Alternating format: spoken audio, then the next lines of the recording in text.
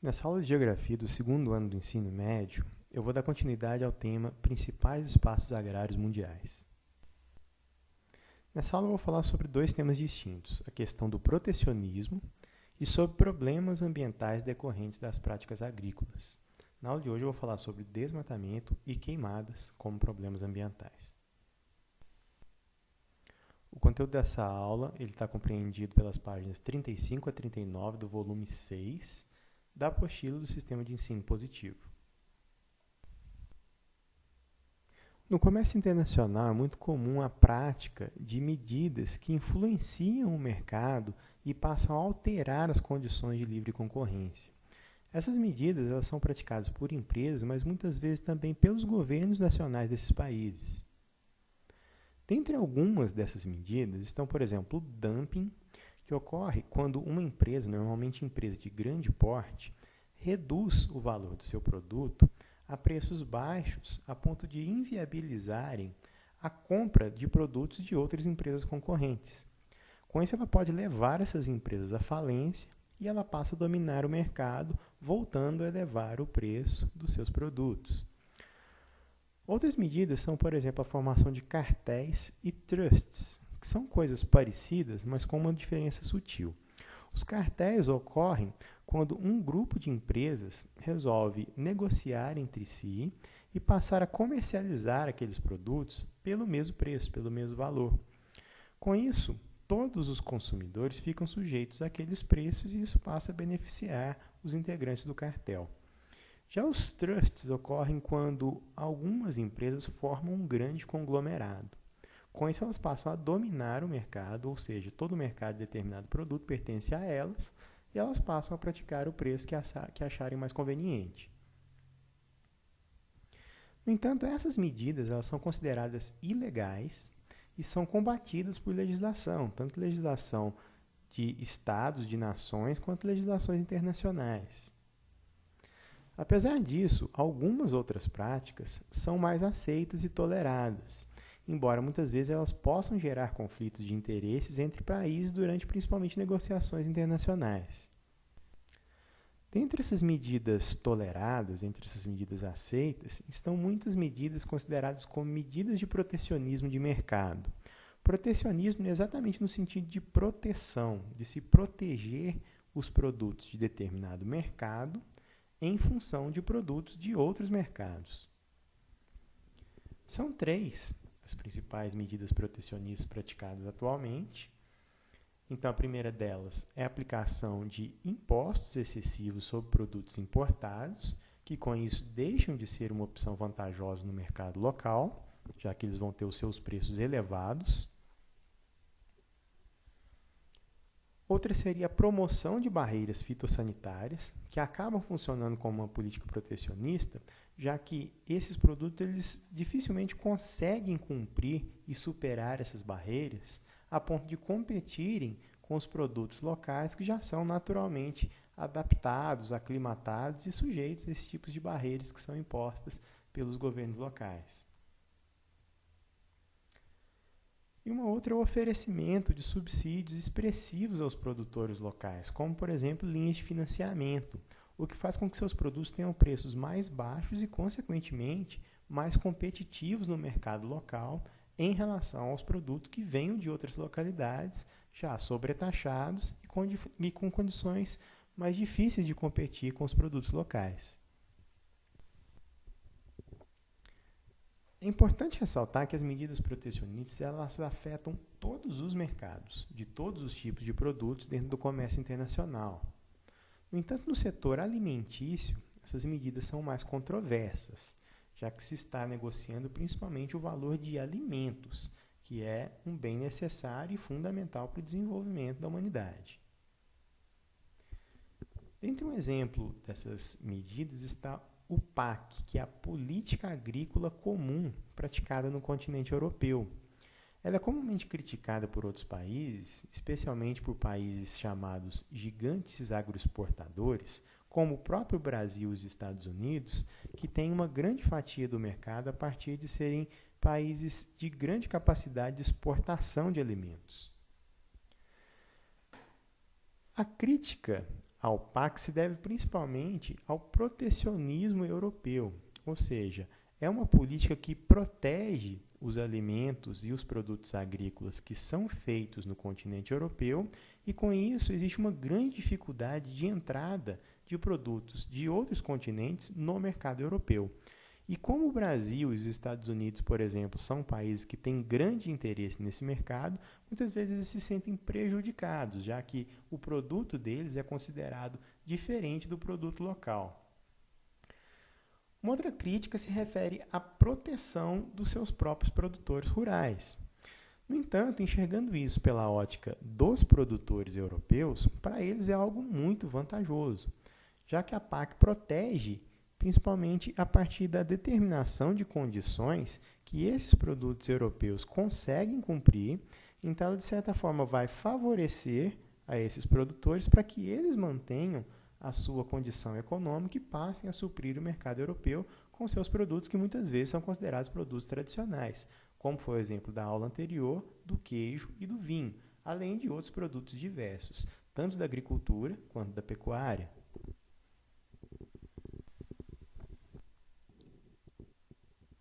Então, a partir disso, se consegue observar e ter um panorama geral de como essas políticas protecionistas estão entre os mais controversos temas de debates internacionais associados ao comércio.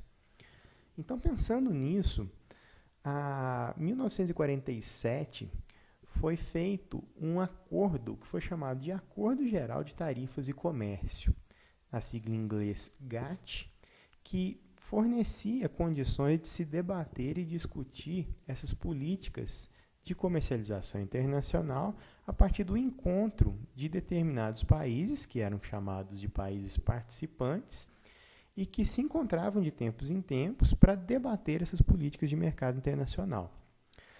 Então, esses encontros eles ocorriam em determinadas localidades e eles recebiam o nome dos locais onde ocorriam. E a partir da rodada Uruguai, que ocorreu entre os anos de 1986 e 1993, optou-se pela criação de um fórum que fosse permanente e que visasse principalmente esse tipo de discussão que era feito pelo GATT. Com isso foi criada a OMC, que é a Organização Mundial do Comércio, e que a partir de 1995 entrou em atividade, de fato, e passou a atuar em caráter permanente, com legislação própria e legalmente fundamentada. Com isso, ela teve uma ampliação de poderes em relação ao GATT e passou, além de debater e negociar, muitas vezes delimitar até que ponto essas políticas poderiam influenciar determinados mercados e algumas vezes até estabelecendo regras para que determinados produtos fossem comercializados da forma mais justa possível.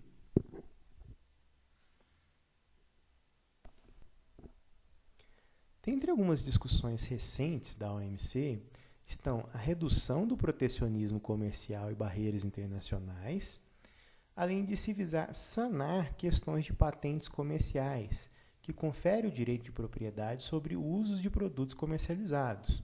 Então, para que se entenda a complexidade desse tipo de questão, imagine patentes sobre produtos que são alimentícios. Então, a comercialização desses produtos implica em arrecadação fiscal. Então, por isso são sempre questões muito controversas e muito debatidas.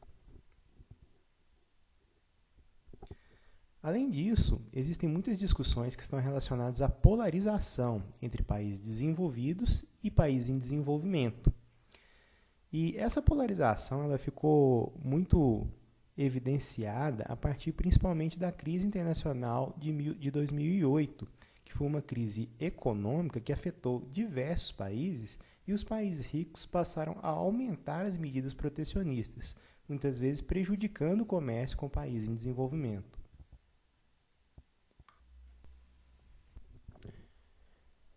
E com relação ao OMC, é importante ressaltar que o Brasil exerce uma influência expressiva na Organização Mundial do Comércio, em função principalmente do seu papel de liderança entre os países em desenvolvimento e por sua atuação muito forte no mercado mundial de alimentos, já que o Brasil é um grande agroexportador. Recentemente, o Brasil tem participado de muitas denúncias de políticas protecionistas que são praticadas por países ricos. Um exemplo recente está entre algumas reivindicações brasileiras que foram atendidas pela OMC, configurando algumas vitórias, entre aspas, sobre países com maior poderio econômico. Então, um exemplo disso foi a disputa ocorrida com os Estados Unidos entre 2002 e 2014, onde vocês vão acompanhar na página 36 e 37, com relação à questão da exportação de algodão pelo Brasil. Então, o Brasil enfrentava muitos problemas ao tentar comercializar esse algodão em função das medidas protecionistas que eram praticadas pelos Estados Unidos. O Brasil levou isso à OMC e a OMC deu que o Brasil merecia determinada atenção e os Estados Unidos deveriam ceder com relação a algumas questões.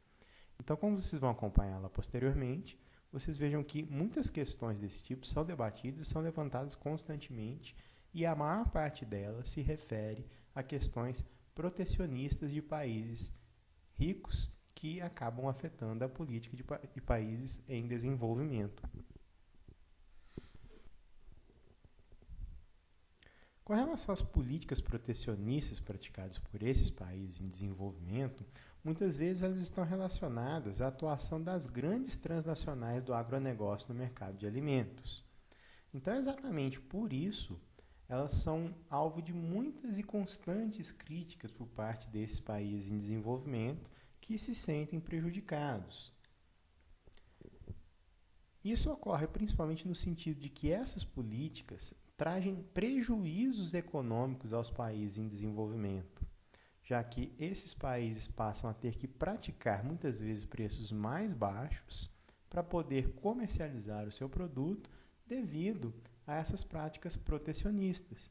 Então, muitas questões de mercado são debatidas, já que esses produtos muitas vezes não conseguem ingressar nesse mercado em função das medidas de proteção, mas também existe a questão do risco à segurança e à soberania alimentar de países pobres e grupos sociais vulneráveis, já que essa questão também se associa a uma questão que é fundamental, que é a questão do agravamento de crise de fome e potencialização de miséria em países em desenvolvimento. Então, todas essas questões são questões debatidas e levadas à OMC para que se tomem as melhores medidas, as melhores condições para que, de certa forma, ocorra o desenvolvimento econômico dos países desenvolvidos sem prejudicar o comércio dos produtos realizados por países em desenvolvimento. Na segunda parte da aula, onde eu vou falar sobre os problemas ambientais decorrentes das práticas agrícolas, primeiramente é necessário que se situe a agricultura dentro do contexto de sustentabilidade. A sustentabilidade é um termo designado para questões que buscam tornar as ações humanas menos impactantes sobre o ambiente. Com isso, surgiu o tema que é chamado desenvolvimento sustentável, que é aquele desenvolvimento realizado a partir do crescimento e desenvolvimento econômico, porém sem comprometer as condições naturais. E essa questão é uma questão fundamental associada também à agricultura, já que dela depende a sobrevivência da humanidade. Então, duas questões são fundamentais para a sobrevivência da humanidade. Primeiramente, a produção de alimentos e a qualidade ambiental. No mínimo, quando se pensa em qualidade ambiental como fonte de recursos naturais, ou seja, recursos naturais que vão ser consumidos e que vão gerar a produção de alimentos. O que quer dizer que o consumo desses recursos em excesso pode levar ao seu esgotamento e, consequentemente, prejudicar a produção de alimentos.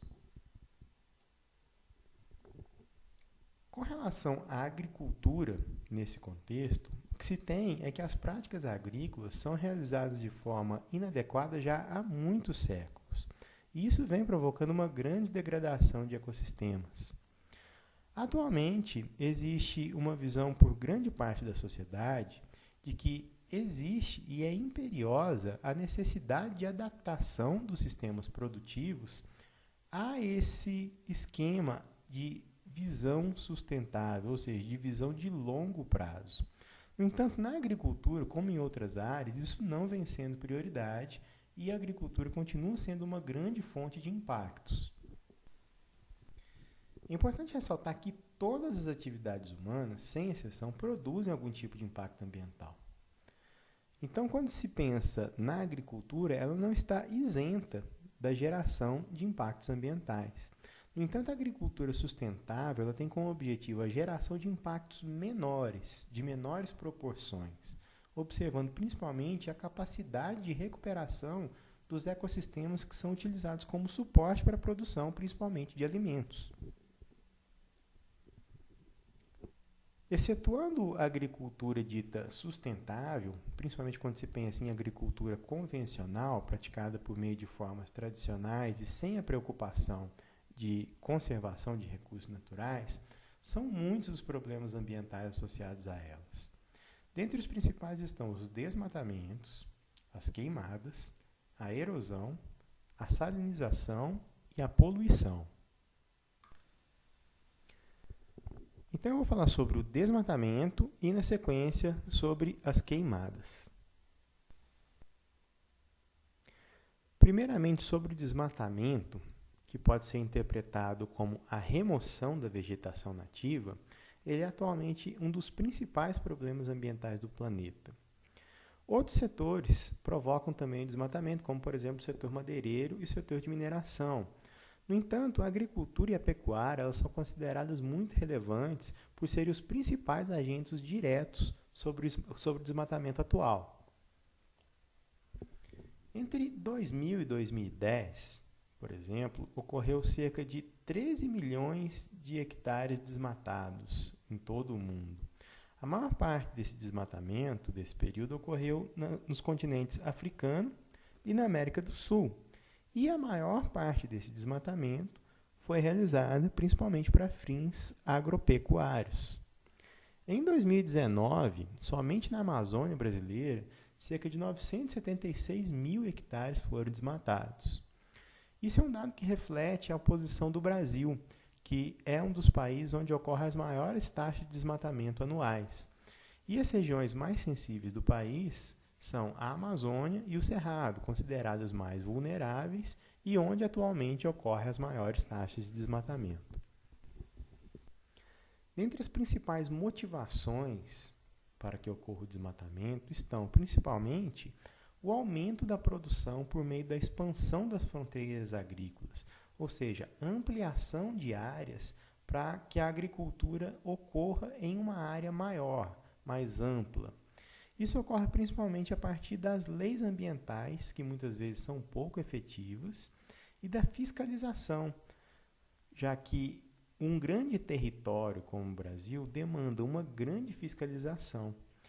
Como parêntese, o Brasil tem uma legislação ambiental que é considerada até moderna, evoluída, com bastante critério. No entanto, a fiscalização ela é deficiente, pois não consegue abarcar todo o território da forma como deveria ocorrer. Uma outra motivação seria a incorporação de tecnologias que permitem o cultivo em locais que anteriormente não eram utilizados pela agricultura.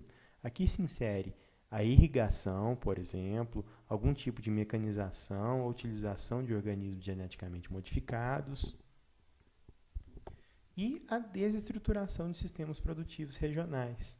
Ou seja, alguns grupos que tinham um sistema de produtivo que era particular para determinada região, a partir do momento em que aquele sistema passa a ser desestruturado, eles passam a ocupar áreas adjacentes e que vão ser sujeitos ao desmatamento. Ou, de outra forma, ocorre uma desestruturação onde essas populações são deslocadas e grandes corporações passam a ocupar aquelas localidades que muitas vezes eram trabalhadas de forma tradicional e agora vão estar sujeitos ao desmatamento para ampliação do aumento de áreas produtivas, como foi mencionado no item 1. No entanto, é bastante necessário ressaltar que a ampliação das áreas por meio dos desmatamentos não é requisito para o aumento da produtividade, já que é notório que o aumento da produtividade ocorre principalmente a partir de melhorias das qualidades, ou seja, das condições que vão dar uma melhora qualitativa para a produção agropecuária, e não simplesmente pela ampliação da área para se produzir em áreas maiores.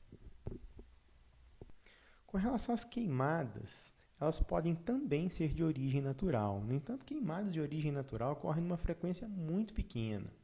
Então, com isso, a grande maioria dos incêndios, das queimadas, são provocados pela ação humana. Esse tipo de evento ele é mais drástico em regiões com longos períodos de estiagem, como se pode observar em muitas notícias que são veiculadas principalmente no período de seca. Então, o oeste dos Estados Unidos é uma região muito sujeita a esse tipo de perturbação, e a região central do Brasil, a região do Cerrado, também é uma região muito suscetível a esse tipo de queimada. Nos Estados Unidos, em 2011, um grande incêndio ele afetou cerca de 3,2 milhões de hectares. Então, esse é um exemplo do poder destrutivo das queimadas para os ecossistemas nativos. Além disso, esse tipo de evento é também uma prática comum realizada por agricultores e pecuaristas para fazer o que se chama de limpar a área, ou seja, remover a vegetação nativa para cultivar ou para estabelecer pastagem. Então, isso também coloca as queimadas associadas ao desmatamento, já que muitas vezes, primeiramente, se pratica a queimada para remover a vegetação, em seguida, realizar o desmatamento e, num terceiro momento, estabelecer a cultura agrícola. Dentre os problemas associados à queimada estão o acelerado empobrecimento do solo após os primeiros anos de cultivo, já que a queimada retira minerais do solo, mas ela fornece o incremento nutricional produzido pelas cinzas que são incorporadas ao solo. Porém, esse incremento nutricional ele não permanece durante muitos anos. Então, depois das primeiras colheitas, o solo volta a estar empobrecido e a produção agrícola reduz naquela localidade onde foi estabelecida a partir de uma queimada. Um outro problema é a poluição atmosférica. Então, para se ter uma ideia, cerca de 75% das emissões de gases de efeito estufa no Brasil são feitas a partir de queimadas. Um outro problema seria a erosão do solo, provocada principalmente pela retirada de sedimentos, de componentes do solo, a partir do momento em que eles são desagregados, e, consequentemente, o assoreamento dos rios, que ocorre a partir do carreamento desses sedimentos para a calha dos rios mais próximos. E uma quarta questão, que é um problema associado à queimada, é a perda da biodiversidade, que ocorre não só pela morte de organismos durante a queimada, mas principalmente pela redução do hábitat que ele ocupava anteriormente, em um processo que é chamado de fragmentação florestal e que é o principal agente de extinção de espécies no mundo atualmente. Então, a partir dessa aula, vocês vão fazer a seguinte atividade. A partir de uma pesquisa rápida, vocês vão dar um exemplo de prática protecionista adotada por um determinado país. E vão responder a questão como essa prática, utilizada como exemplo, pretende favorecer a atividade agropecuária no país onde ela foi adotada. Então, finalizada essa aula, vocês vão acompanhar esse conteúdo na apostila Sistema de Ensino Positivo no volume 6, nas páginas 35 a 39.